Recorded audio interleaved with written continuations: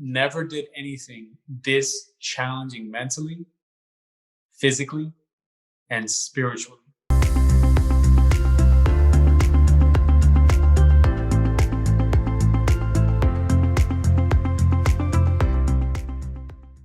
Welcome to Expanding Wallet, home for empowerment. I'm Andrew Clarke, CEO and founder of Expanding Wallet. I decided to do interviews like the one that you're going to watch today with people that inspire me. I hope that you are also inspired. Today's guest went through one of the most traumatic incidences that a child can go through. His experience as a child dramatically affected him as an adult. It caused him to not trust others, have shallow relationships, and it affected what he thought was possible for himself. Today, you will hear his story and discover how he overcame his past by transforming his thinking, his belief in himself, and his actions. Before I introduce today's guest, I want to remind you to hit the like button and subscribe to the Expanding Wallet channel. It is my honor to introduce Mr. Joshua Moreno from Miami, Florida. Welcome, Joshua. Pleasure to be with you. Thank you for the introduction, Clark. It's a pleasure to be on this interview with you. It's a pleasure to have worked on it coming up. I know you had a few things going on with your health, taking care of some equipment stuff also. And I really appreciate you making the time to make this interview happen and having me on the show. So thank you. Absolutely. Joshua, let's jump into it. Tell me what life was like before this incident happened. So let's describe the incident, number one, right? So my parents are from a third world country, Nicaragua, which is located in Central America. It's a beautiful country, very indigenous, land of volcanoes and lakes. And my mother came over on a visa from my oldest aunt. My oldest aunt won Miss Nicaragua beauty pageant, won the Miss Nicaragua beauty pageant in 1969.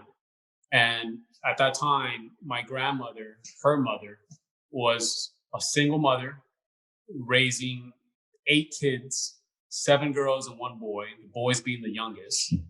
And she raised 8 amazing human beings, which I have the pleasure of calling my aunts and uncles and my mother.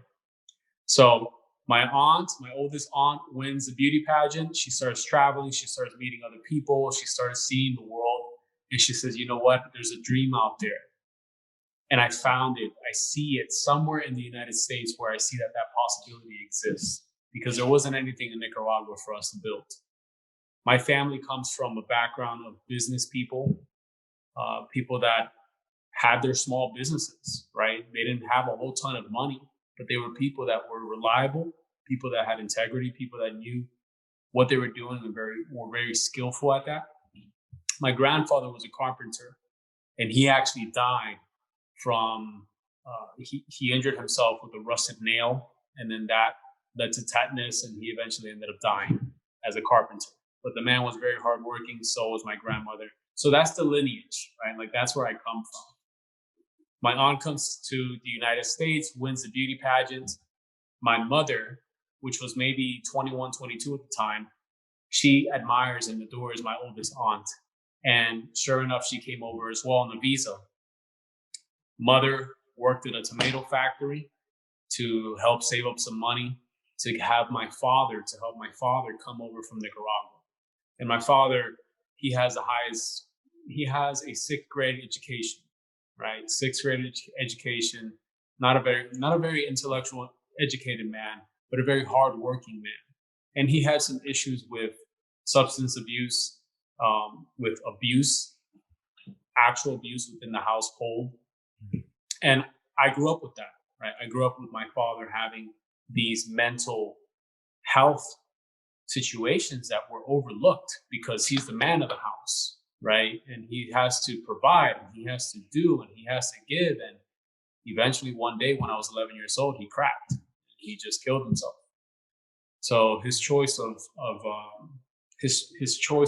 how he premeditated all this was he was in that out of my life. And my mother finally said, you know what? This is done. This is not working for me. I'm moving on. At that time, my mother was working at Community Bank down in Homestead. And she was loving what she was doing. She went from working at a tomato factory and being a store clerk in Little Havana, where I grew up, where I was born, basically. Store clerk in Little Havana to working at a bank, being a teller, got promoted to, or was in training of, getting further promotions. And she was starting to see herself as a young executive, raising 4 kids. And we're talking 3 daughters and I being the only boy. And at that time, we were between the ages of 13. I was 11.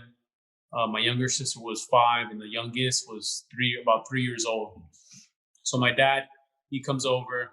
He takes me out, right? He takes me to the swap shop, which that's a circus located here in South Florida in Sunrise. So we go to the swap shop, and the swap shop to me represented some of the most profound memories that I have as a family. Going to the circus, grabbing this big New York slice pizza, cheese, just greasy, riding the elephant, watching the elephants just poop and pee, not a care in the world. Like just watching these creatures just play, have fun, right? These massive creatures just having fun. And here I am riding it. So the circus for me was a very profound memory. And the week that he committed suicide, he comes to the house, he picks me up, he takes me to Kmart, which is a shopping center here in South Florida. Takes me to Kmart, he buys me basically like whatever it is that you want, He didn't have a lot of money, and all I wanted was a CD player and Linkin Park Hybrid Theory, which was one of the best-selling albums of that year in 2002, right? So Linkin Park, for me, represented like this expression of rebellion, right? Like all this anger, all this pain that I had inside, watching my mother suffer, watching my father and the abusiveness that he had, not only on my mother, but also us and me as well. And Linkin Park for me was this outlet, right? It was this muse. It was my form of self-expression in music. And I was raised as a Seventh-day Adventist, which it's a very strict denomination. So for me to listen to rock music was like the devil's music, right? Like I could not, that was forbidden for me to do that. I couldn't listen to the devil's music or worship the devil. So if we listened to music, it was classical. And my sister is the one that enjoyed classical, my older sister. So she would listen to Chopin and Beethoven and Mozart, and she would frolic around the house with that. And if it wasn't classical music, she was playing classical music. She played the violin, she played the piano. Very, very skillful musician to this day. I was big on the arts. Like I like the visual stuff, right? I like to create with my hands. Nice. Thus business, right? Creating, that's what I see in business. You're creating a self-expression that you serve the world with. You have a gift. I have a gift that I serve the world through with my business, which is helping people find their home, like find their root. Absolutely. And for me, having a root was so important because I lacked that growing up. I didn't have a very strong father figure. I only had one biological uncle, and he was a businessman, owned real estate, has a very successful company here in the United States. And that was the strongest role model that I could find. And by strong, I defined it as someone that can provide, right? Someone that can provide to his wife, to his kids, to his dog, to his housekeeper, to the beautiful home that he has, the cars, the investments, the business, employees. He was someone that I respected because of how he was able to manage his life with such a level of integrity that everything was always pristine, right? Everything was always very impeccable, clean, neat, organized, so on and so forth. And that's where we went. Um, my father, going back to the circus, my father took some Polaroid photos. He had a Polaroid camera, and he would take these photos. I remember he took 3 photos of me specifically. He said, "Here, Josh, for the memories. Here, Josh, for the memories. Here, Josh, for the memories." He took 1 photo at the swap shop. He took another photo when we went to lunch. And then he took another photo with this silver chain that he bought me with this dragon on it, right? Back then, Cisco was coming out also, Unleash the Dragon. And I went to Mays Middle, which is a school here in Goulds, like the inner city of. I went to school in Perrine for elementary school, and in Goulds for middle school, which are underprivileged areas. And then I went to Homestead Middle, and it wasn't until I got to Robert Morgan as a 14-year-old that I actually started seeing stability. So what is it that caused that catalyst of stability? So my mother was always running away from my father, right? My father was in and out, wasn't there, couldn't provide, didn't provide, was nowhere to be found. My mother would say, well, shit, I don't need you. I'm just going to get going on my own and take care of my kids somewhere else. So we would move like every 18 months, like clockwork. Wow. Every 18 months. I've lived in a domestic violence shelter, right? My mother says that we lived there for about 8 months when I was 4 years old. So from the very beginning of my life, it was inconsistency, no stability whatsoever, abuse, neglect. It wasn't the greatest childhood, but for me, it was phenomenal. I enjoyed my childhood, but I didn't realize there were some things that I was lacking, right? Yeah. Which was that love from my father, the acceptance, right? So here, Josh, for the photos. Here, Josh, for the photos. 3 photos later, right? This was like over a weekend, like on a Saturday, Sunday, and then that Friday he breaks into our apartment, and he waits for my mother to get home so he can beat her, stab her, and murder her. That was his plan. Once he did that, thankfully my mother survived, but it was a very traumatic instant for her. My father was like 6'3". I'm 6'2", 234 pounds. My father must have been like 6'3", like another 250, 60 pounds. He was a big guy. Yeah, very big guy, right? My mother, she's 6'2" on a good day with a heart full of gold, couldn't hurt a fly, and just having to fend for her life against this man that was just riddled with abuse and anger and pain and hatred and frustration. So he breaks into the apartment, waits for my mother, beats her, stabs her, leaves her to just bleed out. Then he goes to my younger sister's school, elementary school. And he tries to break into the school, lockdown. Then he went to the daycare where my youngest sister, my baby sister, my 3-year-old sister was. Same situation. They noticed a suspectful guy. They already had a word out, more or less, of what was going on. So they notified the school. Lockdown. No one was able to access the building, come in, come out, so on and so forth. Wow. And my older sister and I were in middle school. So my uncle comes and he picks us up, and he's just like very quiet. He's usually very uppity, laughing, joking, cracking jokes, but he was just very quiet, very serious the entire time. Whatever he spoke was just really brief, to the point. He really didn't speak to me. And I remember riding shotgun in his Toyota Avalon. He had a green Toyota Avalon, 2000 green Toyota Avalon, right? I thought that was like the bad, like that was, to me, was like a badass executive car. Now he has a better car. But anyways, he was a businessman, right? So he's driving in this large sedan. We used to drive in a minivan, right? And I'm just like, what's going on? Like, what's up with all this? And he just says, Josh, you're the man of the house now. You're the man of the house. Wow, and you're only 11, right? I'm 11 years old. I just left my fifth period science class. And thank God I was there praying for some miracle because I did not study for that test and I was flunking that test. And then I hear in the intercom, boom, boom. Hey, Joshua Moreno, bag your stuff. You're going home. I said, yes, my miracle came true. Oh my God, my miracle came true. So there is a God, right?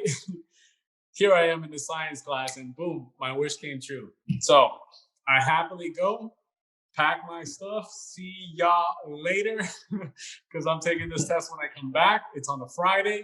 I'm out of here. I walk down the hallway. I see my sister is talking to some man down the hallway. The man ended up being my uncle. He's there, suit and tie, business attire. And that's when the whole "you're the man of the house" conversation started. And shit, I didn't know what he was talking about, but I've heard that term before. And, whatever. I'd rather be out and about with him as a businessman than to be in school. Like, I don't want to be in school. Let's go. Whatever you say, Unc, let's do it.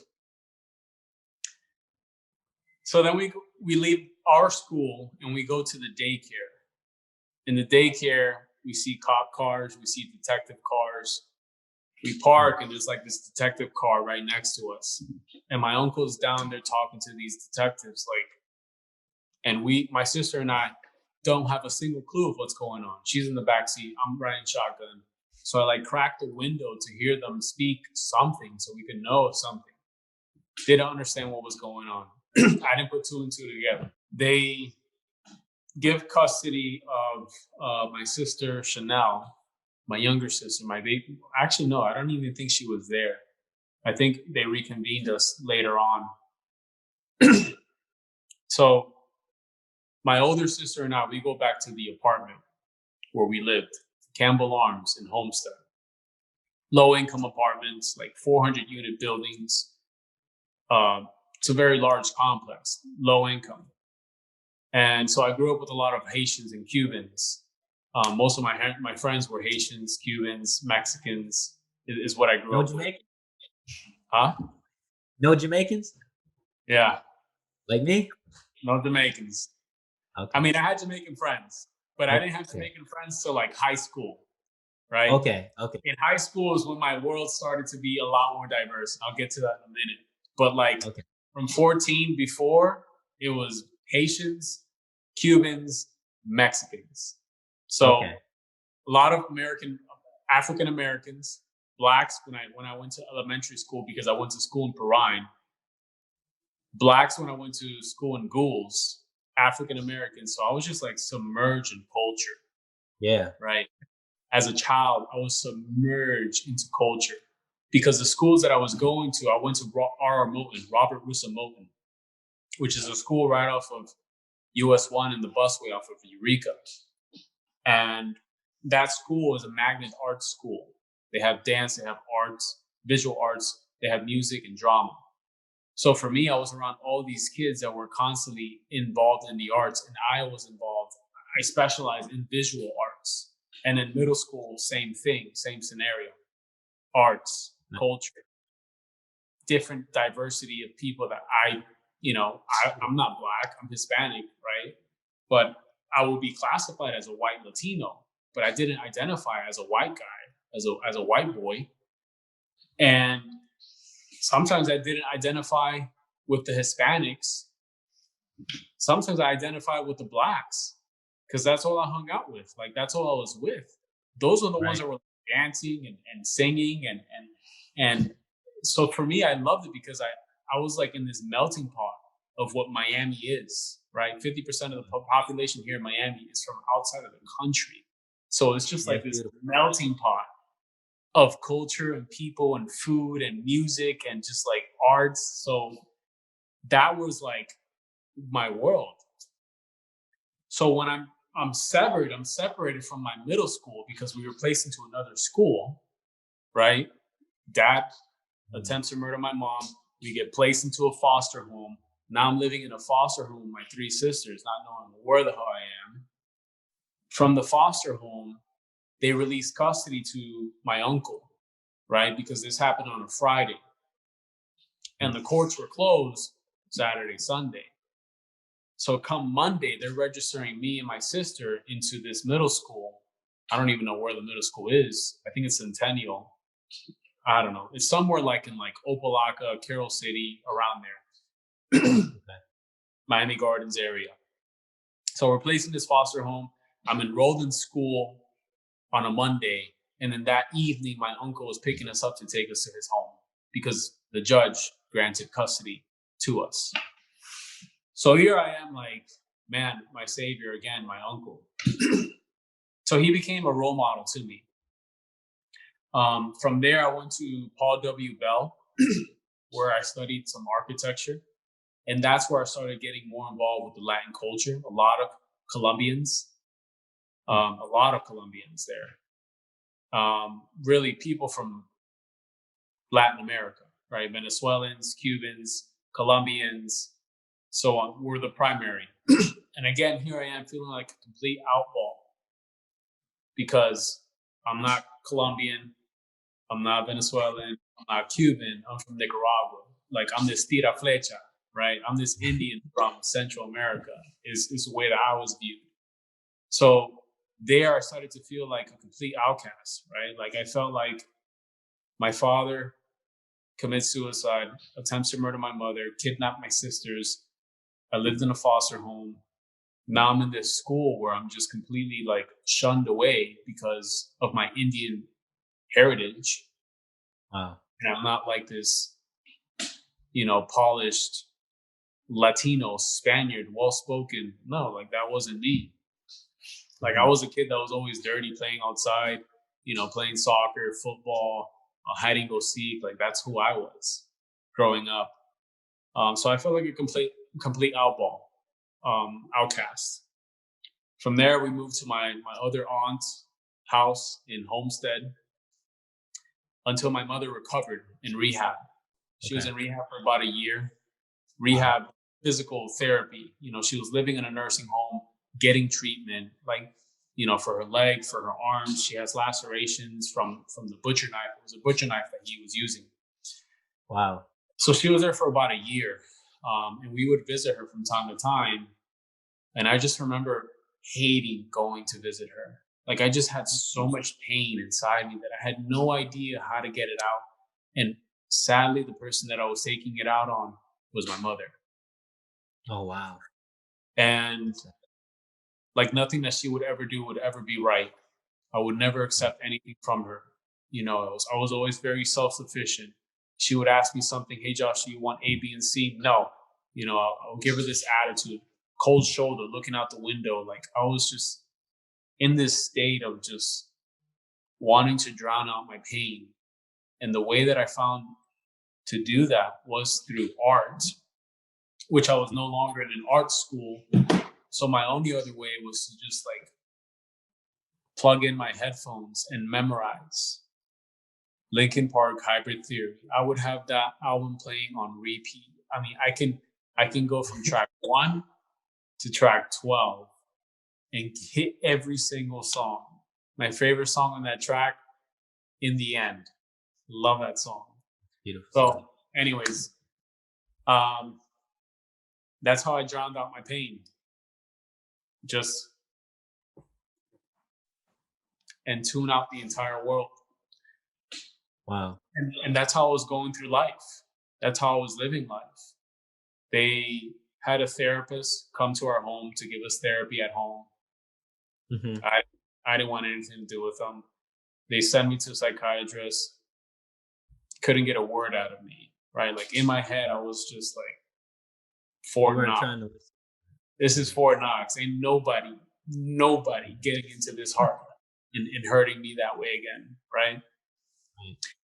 And that's how I was living life, right? I was living life just completely isolated on lockdown. And it's funny enough that come 8 years later, I start working for the state prison I worked for a maximum security prison here in Florida City. And I worked there for about 4.5 years. And I did everything out there, from the riot squad to the canine unit to solitary confinement sergeant. Like, you name it, I ran it, right? And I was one of the best. I was actually the youngest sergeant in the state of Florida at that time, because I got promoted so early for the work ethic that I had. And actually, I got promoted, I think it was maybe about the same month after my 1 year probation, because you had to go through 1 year probation to be able to be promoted. So my promotion was led to an inmate that was dying. He was having a heart attack, and I saved his life.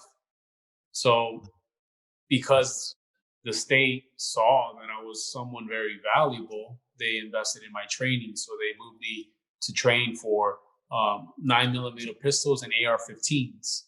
So initially, you're only trained with revolvers, 6-speed revolvers, and a 12-gauge shotgun, right? 4 in a tube, 1 in the chamber. Like, that's buck spraying everywhere. Yeah. But they actually sent me to go train for AR-15 and 9mm, which was more precision work. And the reason for that was because they were moving me into the canine unit. So when I was on the canine unit, I was on the canine unit for about 2 years, more or less. And I was the second sergeant for that unit. So it was a very solid team. It was only 4 guys on that unit. 4 guys, we had 5 dogs. We would rotate them, basically. So we would have an understanding of how each dog handled, knowing how to read that dog.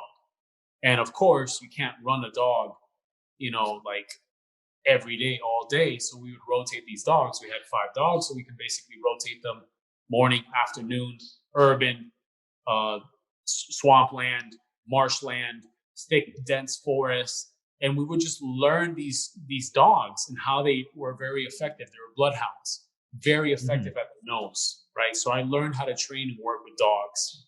One day we finished a training operation, and I'm heading back to the truck, and I see this little black thing just jumping in the bushes, right? And it ended up being my dog, Hachi. So he was this 2-month-old puppy, abandoned, was left out there. He's a rescue. And I took him home, and it's been 8-9 years now that I've had him, since he was 2 months old. And he's just my pride and joy. I love that dog. That's beautiful. So I went from working with canines to working with my personal dog as far as like therapy. And it's very therapeutic to have a dog, for me at least.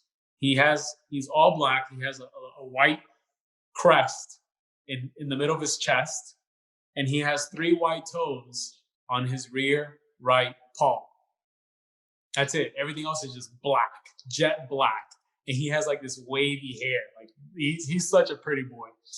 He doesn't like to get wet or any of that stuff. But he's a great therapy dog. He's great at like caressing, playing, kissing, hugging, squeezing. So I really opened up to a lot of therapy with that dog. And he really helped me with the mental health aspect, right? Coming from a prison, coming from the background that I came from, the stresses of business, the stresses of not generating money, being the man of the house, not knowing how to provide for a family, not even being taught how the game works. And on top of that, I'm building a plane called real estate sales business while I'm flying this plane, because there's no manual to this business, right? So my stress level was like always up to here. And I really had no way of taking it out. I had no way. There's only so much exercise and journaling and some things can do, but sometimes you just need that person, that buddy to just hang out with, to just like shoot the shit with and not be judged and just be loved unconditionally. And that's what Hachi was or is for me. So that really gave me the avenue to start healing this young boy that I had that was just locked into Fort Knox. So when I was 28, 29 years old, 2018, I started volunteering at Whispering Mains. Excuse me. Getting choked up here. Yeah.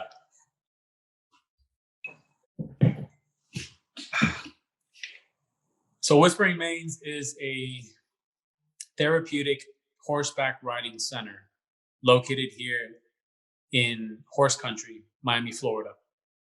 And what we do here is we have a herd of 8 horses that are certified, PACE certified therapy horses, which is basically equine therapy. And we help kids that are on all sides of the spectrum, ADD, ADHD, Down syndrome, and or physical disabilities.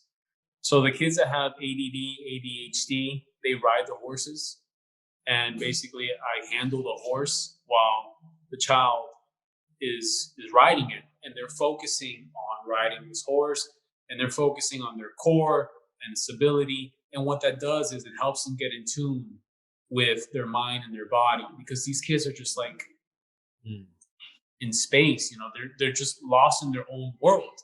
But when you tell them, hey, Zach, one of my buddies, his name is Zach. He's like 10 years old. He's growing leaps and bounds. If you tell him, hey, Zach, let's go to the M while you're riding the horse. He's like, okay, the M. Okay. And now he has a point to focus on. So it really helps him with his keeping his mindset calm. And then we also have kids that are physically disabled. We have some that are in a wheelchair. Some of the ones that are basically all the ones that are in the wheelchair. Some of them have the electronic, so it's an electric wheelchair, and they have their own autonomy. They can choose where they want to go. Others are just completely incapacitated, and they need to be wheeled around, and they just kind of like sit there. So since they're just sitting there, they don't have as much mobility. And with those kids, we actually, once they finish riding the horses, the kids that are on the spectrum with ADHD, the mental disorders or the mental cases, I guess you can say, we take it over to the physical therapy. So now we bring the horse that was just ridden for like an hour and a half, an hour more or less, about 45 minutes. We take that horse and we bring it to the kids that are more physically disabled, and they groom the horse. They brush the horse. The horse is this huge, my favorite horse there is Ben. Ben is this huge 1,800-pound draft horse. He's a white and black pinto, big boy, just big. I mean, his head is like probably the size of my torso, right? I'm 6'2". Wow. He's a big boy, but such a gentle giant. So these kids are seeing, hey, this huge animal is not hurting me. I can open up. I can therapeutically heal. And the ones that are grooming, they're physically doing the exercises.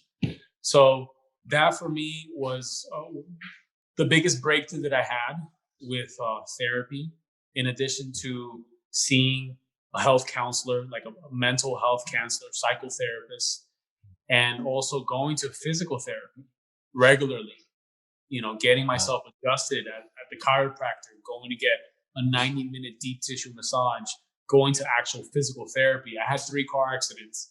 In the past 3 years, I had 3 car accidents. So I was like always in this recovery mode. It was really just a time for me to take a step back and make sure that I was good mentally, physically, spiritually, to be able to give back to my community. And that Whispering Mains was the space where I was able to disconnect from the world, go into this 5-acre estate property with a barn where nobody's there in sight. There's very little communication. I put my phone on Do Not Disturb, and I just focus on the kids. And being there like really allows me to also have my therapy. So that's I want to ask you something, Joshua. Yeah. So would you say that kind of before that you really have a ton of relationships or really close relationships with people? Because it sounded like for a long time it was really, you and your dog, and you started doing this volunteer work, and it sounded like that was obviously very impactful for you.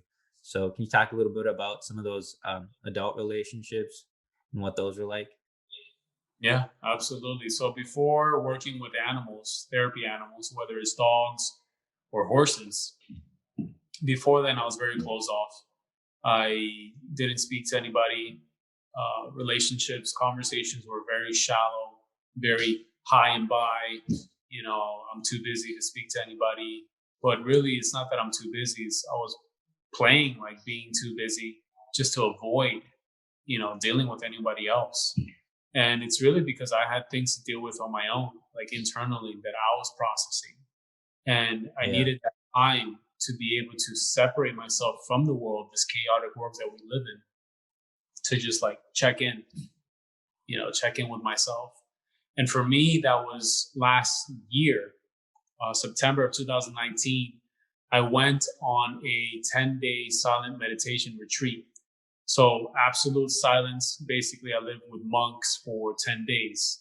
I lived as a monk amongst monks for 10 days, right? In nature, in this small trailer cabin. And literally you go to check in and it's empty, everything out of your pockets, no watch, no bracelet, no book, no jewelry, no personal belongings of any kind. The only thing that you have is your clothes that you're going to wear for that time period.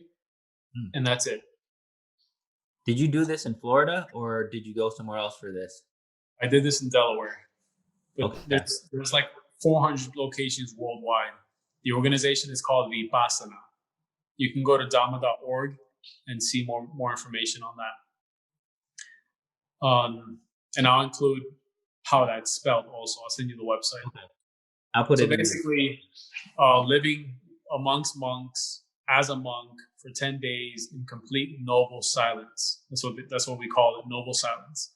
So noble silence is no exercising, no reading, no writing, no speaking, no making eye contact with anyone, no acknowledging anyone, no good morning, no none of this, like isolation, right?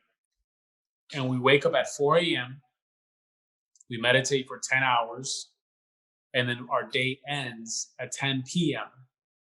9 p.m. for a lecture. We meet 9 p.m. at the end of the day for a lecture, and that's the only time that we hear voices other than the voices in our own head. And it's by the guru, right? So there's a recording of the guru. The guru, he comes out 9 o'clock. He gives us his direction, and we're back to our bunks, repeating it again for the next day. We're not eating anything dead, so it's a pure vegetarian diet. We're not allowed to kill anything, and it's just meditating for 10 hours a day. Wow. The most challenging thing I've ever done. I mean, Andrew, I've done probably 5 half marathons. Wow. I've done a triathlon. I worked in a prison. I was on the canine unit. Never did anything this challenging mentally, physically, and spiritually. To be in complete silence. Oh, and no sexual misconduct. So there's no masturbation, like nothing. It's just pure meditating, monk mode for 10 days. Wow. Anyways. 10 days is a long time. That is a long time. Joshua, one of the things for me is I always think that you need your alone time. It's so important. However, 10 days, 10 hours, that's a lot. That is a lot. It's intense. But you know what? Have you ever watched Dragon Ball Z? Oh, absolutely, man. I grew up on that. Some Goku, Gohan. The hyperbolic time chamber? Yes. That's exactly what it is. Wow. Yes. So you came out stronger, right? Yeah. The 10 days. And it's like you came out so much stronger. That's beautiful. So those 10 days felt like 10 years. Right? Wow. There were times, check me out. There was times where boom, I would go into a meditation. I swear an hour passed. I look at the clock and it was only like 2 minutes. Right? So it's just like so much noise, so much chaos, right? That it feels like life is just passing by at 1,000 miles an hour when really it's only been 2 minutes, right? The hyperbolic time chamber. The hyperbolic time chamber is up here. Right now. I love that. It's up here, right? Meditating 10 hours. And then there was times where it felt like I was meditating for 2 minutes and I did 10 hours, right? Just Wow. so that experience allowed me the time to just like get aligned with myself. I Yeah. remember the last day. On the ninth day, we break the noble silence and we finally are able to speak on the ninth day. Ninth day at like 2 o'clock after lunch. Lunch was at 12 o'clock. Everything's on a schedule, by the way. When we wake up, when we go to sleep, when we take a shower, we had a very specific time to take a shower. My time was at 7 o'clock, 7 to 7:15, in and out. Like 20, 40 guys in a very small place. I forgot where I was going with that. So Take your monk time. mode. Oh, day 9. We finally break this noble silence. And we're speaking. We're interacting with the other guys. We couldn't speak. We couldn't interact with the women. They had their own dormitory, their own dining hall, all of that. But we So all meditated. Okay. Would you see them at the end of the night then when Yeah. you do the Yeah. shot? Okay. We would meditate together in the same dormitory, in the same Dhamma hall, which is like a sanctuary. And we were all males on one side, all females on the other side. We couldn't look at them. We couldn't do anything. It was just on my little pillow of a square. That's the space that I had, just this little square pillow, and just meditating on that.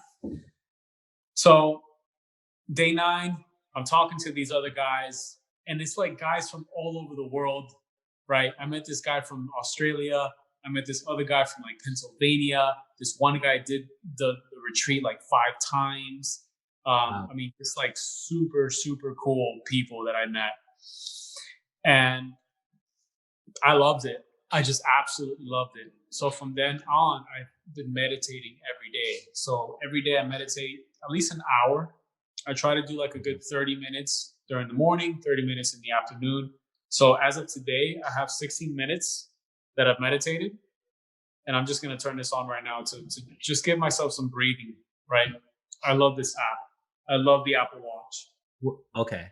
It's the app. The Apple Watch has this breathing feature, which is complete gold. I recommend it to everybody.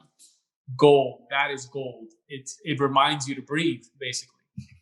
So I meditate about an hour a day. That's the very first thing that I do in the morning. That's great. So wake up in the morning, meditate. Right. So I wake up at 4:55 a.m. I'm meditating at 5 o'clock, 5:05 more or less. Meditate for 15 minutes to 30 minutes, depending on how I feel, how much grounding and centering I do. I do it outside of my house. I live on a lake, so I do it in the back on the lake. That's nice. Then I go exercise, right? So I meditate, then I journal. I journal basically writing down who's showing up today, like checking in with myself and like writing down my goals and my intentions and like how I feel and what came up during my meditation and my intention for that day. And then I go exercise. So I'm in the gym 6 a.m. Today I went for a run. It's 11:37 and I've already burned 1,034 calories and exercise for 62 minutes, right? Wow. So I've pretty much I've almost met all my metrics for the day. And my goal is to make sure that I close all 3 rings just to keep myself active. 8:30, backtrack. So 7:15 more or less. I'm already hitting the shower. It takes me about 40 minutes more or less to get dressed and ready to go. Have breakfast, nourish my mind, my body. And then I'm out the door. Usually get to the office around like 8:30, 8:45 latest. And then 9 a.m. my day starts at the office. So that's basically my structure on how I operate my day. How I start my morning drastically varies on how my day goes, like how productive I am. So one thing that I'm learning to implement now is to not only have a morning routine, but also have a night routine. And that night routine is basically flossing my teeth, uh, Listerine, mouthwash, playing the Mhm. guitar so I can stimulate some of that artistic self creativity. I also Yeah. paint. I'm also painting. I paint. So I'm working on this painting of a lion that I actually want to finish sometime soon. Basically, my evening routine is stimulating that creativity. I Yeah. spend time with my family. I make sure I spend time with my mother, spend time with my sister, spend time with my dogs, and spend time alone as well, and just journal, process. So that's my night routine, and I feel like once I have those two things balanced, I am in complete sync. Like I feel good. I can take on the next day. I can turn off for that day, so on and so forth. I totally get what you're saying, and let me ask you a question. What time do you usually go to bed at? Because that's what I struggle with. I'm such a night person, and I like getting up early too. And so, I struggle sometimes with the balance on getting enough sleep. And honestly, there's some days like today where I'm so excited. I wake up about an hour before my alarm and I just hop out of bed. Mm. So I guess my question is, yeah, what time do you go to bed? And I struggle with that because I kind of have a nightly routine. And, sometimes I don't hit that nightly routine because it's already so late and I just say, I'm just going to go to bed. And it does make a huge difference on my mind when I go through, kind of visualize what I want to do for the next day. Exactly like you said, kind of words of affirmation, who I want to be. And I sometimes do writing at night, but I usually read the Bible and just kind of, some verses and pray. And for me, yeah, I just it does something because it's like the unconscious while I'm sleeping, I'm dreaming or something's going on in there. Because like I said, I just shoot up out of bed and usually I'm up, an hour, sometimes two before my alarm. If it's two, then I'm like, okay, I gotta find a way to fall back asleep. But yeah, just tell me about that and how you. And I don't know if what you said maybe that helps you wind down. So yeah, talk about that a little bit. So it's definitely a winding down. I have a coach, a mentor that I have an agreement with him to text him every single night, Monday through Friday, good night at 9:30. So and I have an alarm set on my phone that says text Pedro good night. So Okay. 9:27 hits. I know I have a minute, 2 minutes max to finish up whatever I'm doing because it's time to go to bed, and whatever was left undone will be done tomorrow. So I have Yeah. an alarm, Good. 9:30, I'm in bed, 10 o'clock, I'm already out. I'm gonna So tell you something funny. I have an alarm that goes off at 9:30 to tell me it's time to start winding down. I ignore it now. Let me tell you what happened. I had an app that takes over your phone. Okay, I knew it was like dangerous to have, but basically it blocks everything on your phone at a specific time.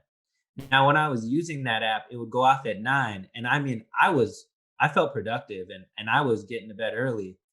But one day, this app started to malfunction. You can like override it, but it takes about 30 seconds for it to turn off. One day, it wouldn't turn off. It wouldn't stop blocking everything on my phone. And so you could even restart the phone, it was still going. And I just had to go to bed. I mean, I think there was something I forgot I needed to send someone a text message, and I was trying to just send the text. But, I ended up just deleting that app, and I see how much of a difference it made. And so now I'm trying to get in the mindset, kind of like what you said with your coach. I really need to have a cutoff. So when that alarm goes off, and maybe I just need someone to hold me accountable. But when that alarm goes off, maybe I need to put my phone in airplane mode or something that I can trust, but still just block everything out because the phone is such a big distraction. It's just such a big distraction at times. So I'm happy to hear though. I might have to kind of use some of your strategy there and just ask someone, hey, let me be my accountability partner. So I'm yeah, gonna I'm gonna think about that one. yeah, it could be anybody, right? It doesn't have to be a coach. It could be a wife, a girlfriend, Absolutely. partner. It could be anybody that you create that partnership with. So just find someone and stick to it. Really, what it comes down to is being a man of my word, right? So Yep. doing I agree. what I said I'm going to do, and actually honoring what I said.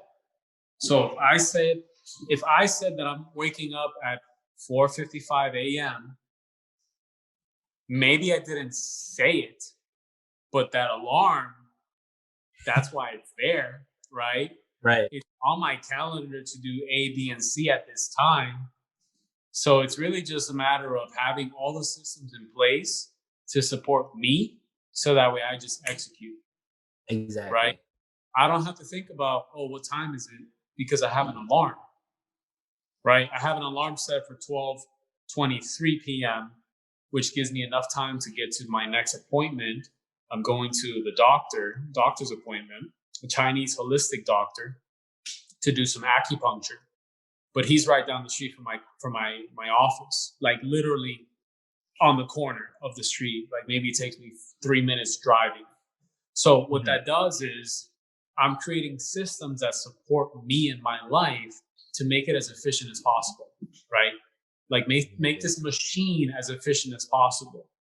And the way for me to Exactly. do that is to lower the amount of commuting that I do to and from appointments, right? Um, Eating better, cleaner food, drink more water, drink less coffee, eliminate coffee, drink Yep. tea, right? Yep. Make sure that this system is clean and it's running and it's operating smoothly, and checking it to make sure that it's good, and not Yep. assuming, but checking. How do you check? Go to the doctor. How do you check? Yep. How do you do maintenance work? Go to the dentist. I have a dentist appointment at 9 o'clock. Excuse me, Monday, 2 p.m. You know where the dentist is? I walk maybe 30 yards. They're on the same floor they're literally right next door to my office, like literally right next door. So Yeah. I'm supporting myself and making sure that I'm good and that all the systems that I have are supporting me in my life. What did you do that made your business take off? Like, what was the change? Because there was something that happened there. The short answer is integrity. So just what we were talking about, keeping your word. Shut up and do. Mm. All is does nothing. Do action. When? Now. And that's how I live my life. Now, now, now. What can I do now? How can I achieve something right here, right now? And it's just Right. living my life in that mode of constantly doing whole and complete work, taking actions, right? And it could be something as very simple as maybe I'm on a phone call with someone and boom, someone else comes to mind. Oh, I forgot. I need to call this person. Well, okay, write that down, have a system in place. I use Asana, which is my project management system, my project management tool.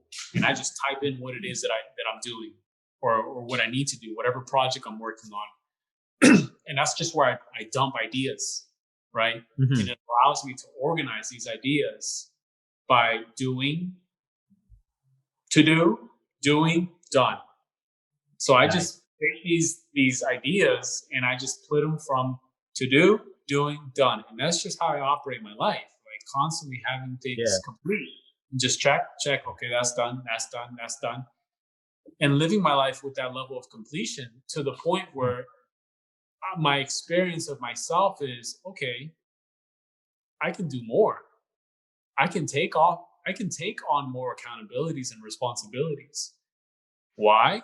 Because I see it. How do I know that this is working? How do I know that my systems are working? Well, it reflects in my bank account. It shows up in my bank account. So my business, a transaction on average is 45 days, right? So the conversation that I have today, I'm not going to see that paycheck till another 90 days later, 3 months out, next quarter, right? So the actions that I take today, I'm not going to see until 90 days later. Right. And that's how I evaluate my life, my business. I track all my numbers because tracking my numbers, my production, shows me what's working, what's not working. Exactly. So Exactly. now that's a different level of accountability. It's not texting my coach good night. It's texting my coach, hey, I spoke with 10 people today. I set one appointment. I took one listing. Exactly. Like those are actions that are going Right. to lead to paychecks later on down the road. So that's Yeah. basically the production aspect. I earned six figures in real estate. I been in the business 7 years, so it's not something that has taken overnight. I wasn't born into this. I wasn't born with connections. I was. My father had a sixth grade education. Like there wasn't really anything there. This was all had to be learned, taught, trained, conditioned, evolve, adapt, like just constantly evolving. Hmm. So to go from being this bag boy when I was 14 years old, that was my first legal job. My first job was working construction, taking down drywall and scraping popcorn ceilings. That's a Yeah. pain. Or That's painting hard work. ceiling. I take my Yeah. hats off for those guys. I mean, the guys working power lines, guys that are cops, firefighters. Like I, guys, I respect you so much. Military, I have so much respect for those guys. But not everyone's going to be a soldier. Not everyone's going to be a captain in the army. Right. There's ranks to it. There's different fields. There's different classifications. And what I dedicate myself to is selling homes, helping people find their home, their root. Why do I love homes? Because it's the essence of the human being. It's like literally planting a soul on this earth. And that soul, if it wants to have nice cars and race those cars, so be it. Whatever their flavor is, cool, let's do it. If it's having a Yukon, an SUV, maybe they're not into cars. Maybe they just want some security and privacy, and who knows? Maybe they want a gated community. Maybe they want a penthouse. Maybe they want a triplex penthouse overlooking the water on Miami Beach or downtown Miami. Like I have clients from all kind of different backgrounds, and that's what I love about my business. I have clients that Yeah. are. I have a showing on Monday. Police officer, young buck, 27 years old, was referred to me by a friend that I used to work with in the prison, and he connected me with his younger brother to help him achieve the goal of buying a home. Man, like the guys that I work with, badasses, from police to CFO executives, C-class executives, attorneys, medical professionals, doctors, pediatricians, you name it. I have people from all walks of life, surgeons, trauma surgeon, doctors. So what I do, I'm also the key professional, real estate professional for Baptist Hospital. So I work a lot with their doctors and their medical professionals, and I help them relocate. So basically, Baptist, whenever they want to hire a new physician, a lot of these doctors are coming from out of the country. A lot of them are coming from out of the state. So they could be coming from Ohio, Connecticut, New York. And Baptist, what they do is in the package, in their hiring package, they negotiate the home of this person, of this doctor, of this physician. So basically, Baptist buys their house in Connecticut so that way the doctor can move down here. So I help Baptist Hospital with relocating these medical professionals and also helping them with finding them strong quality agents in wherever it is that they're being flown out from or flown in from. So that's my life, man. That's my life pretty much in a nutshell. Sounds great. Sounds great. Yeah. You had to give anyone, I guess, advice who's dealing with some things from their past. It sounds like, I mean, just to sum it up real quick, I know you kind of covered a lot, but just kind of sum up what advice you would just give to them, maybe some quick bullet points on what they can do for themselves. Well,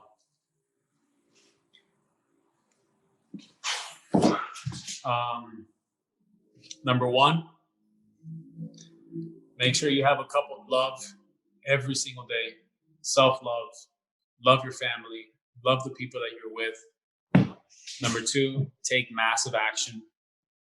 take multiple actions, create multiple streams of production, of income, of businesses, of people, of teams, just like be an octopus.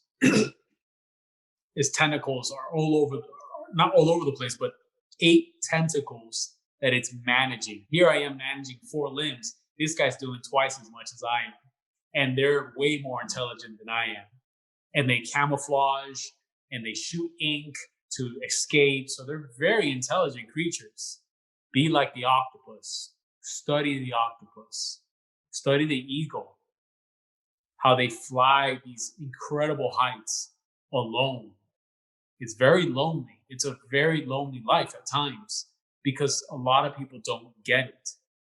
A lot of people don't understand what it is to create from a vision to something that I can hold in my hand.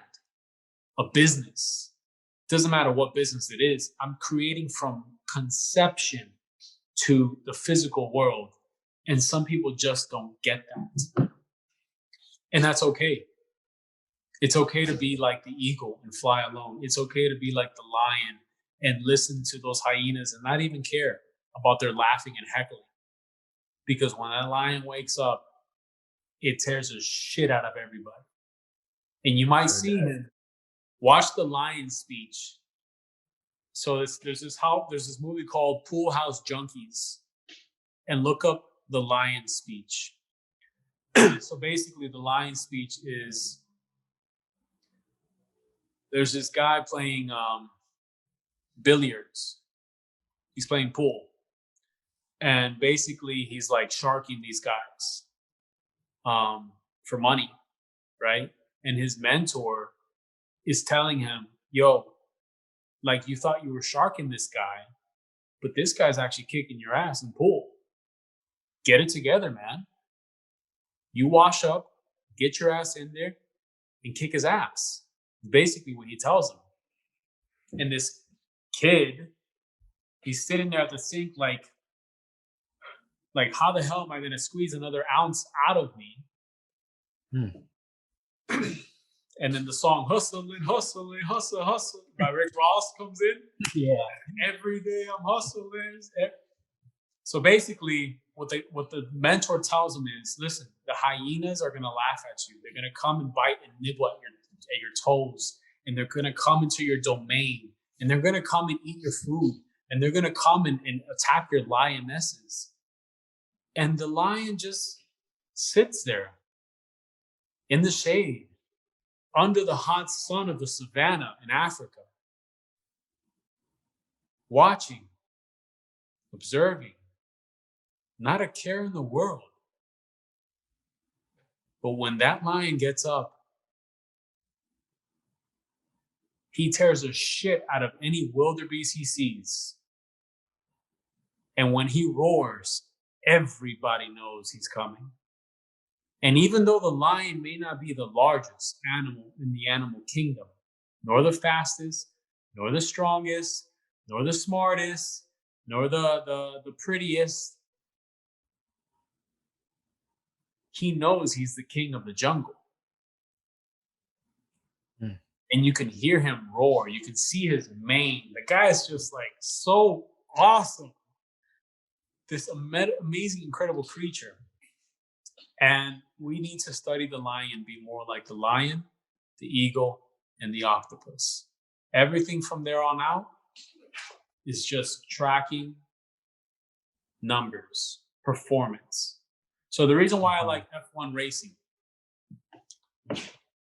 the reason why I love F1 racing, exotics, is because there's only one thing that matters: performance. And the team with the most badass car, the badass driver, they're going to have breakdowns also. A tire's going to go flat, tires are going to wear out, they're going to run out of fuel, the driver needs a break, and he has a pit stop where he goes in, and in 1.9 seconds, he's taken off again, going 100, 200, 300 miles an hour. Yeah. God, like, performance at Yeah, a whole nother level. And he's exactly. doing all of this with just his hands and his feet because that's all he can move. Because they're taking turns at G forces like G1.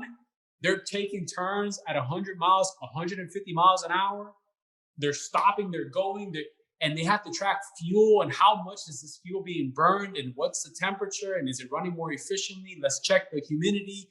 Like there's a science to all this performance.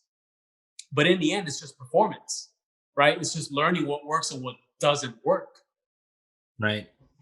So the calendar system that I have, the alarms, the hiring administrative staff, the having someone do my marketing, the all of that is my pit stop, my pit crew that's supporting me while I'm going 300 miles an hour, Absolutely. right? So I got into cars. I initially was into bikes. So my very first bike was a 2008 Yamaha R6. It's a 600cc, 600 cylinder, cubic cylinders, two-tone silver, liquid silver with black. Badass bike. I bought that bike brand new, 0 miles out of the dealership. Not a very smart decision when I was 18 years old. We all make Oh, spares. So 18 years old, graduated high school.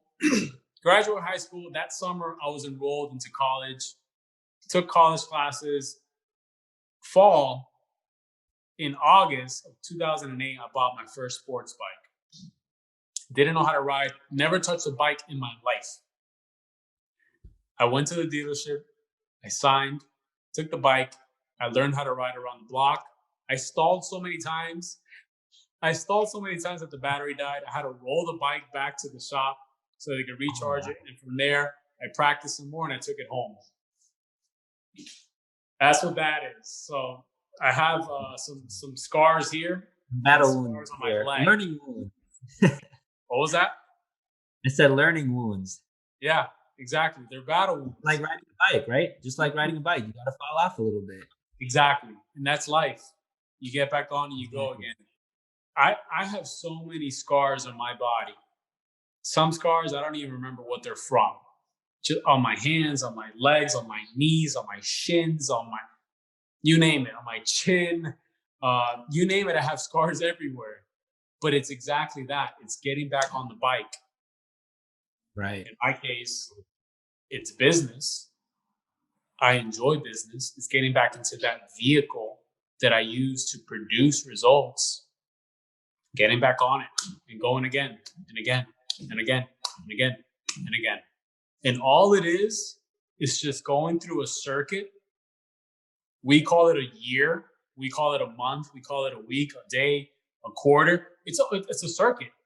Absolutely. You know, it's like saying the Belgium GP or the Mexico GP. It's a circuit. It just changes. The length might be a little bit different. The grades might be a little bit different, but it's a circuit. And the way that we measure it is in a fiscal year. Okay, how much did you produce in a fiscal year? That's it. Right. So how do you know that your system is working, that your machine, your car, your vehicle is working? Check the numbers. Check the numbers. But you have to track those numbers to know what's working, what's not working. So track your numbers. What are your, I guess, because we kind of touched on some kind of, what you do to put systems in place. What are kind of your future goals? Like, what are you aspiring for in, let's say, 2021? Thank you for asking. So I want to take my income from 6 figures to 7 figures. I want to build what is called a 7-level team, which is basically me operating a team through 3 primary partners, 3 primary executives, right? Have a CEO, have a CFO, have a COO, and just be the owner of the business so I can do other projects. Creating other projects, especially for the community. So about 2 months ago, I created a project called My Buddy and Me. And this project delivers canine therapy to orphans.